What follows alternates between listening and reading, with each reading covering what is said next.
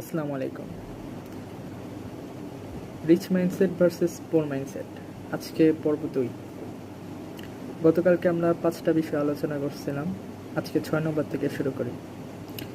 6 নম্বর, ধনীরা they think big, তারা অনেক বড় পরিকল্পনা করে।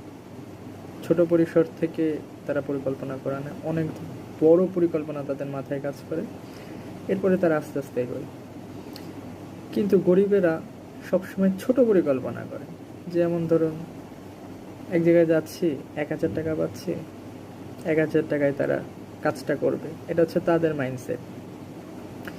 কিন্তু ধনীরা 1000 কোটি, 10,000 কোটি, 100 কোটি, এই ধরনের মাইন্ডসেট থাকে কিভাবে ওই পর্যায়ে পৌঁছানো না যায়। এটা গেল একটা ডিফারেন্স। এরপরে ধনীরা বছরে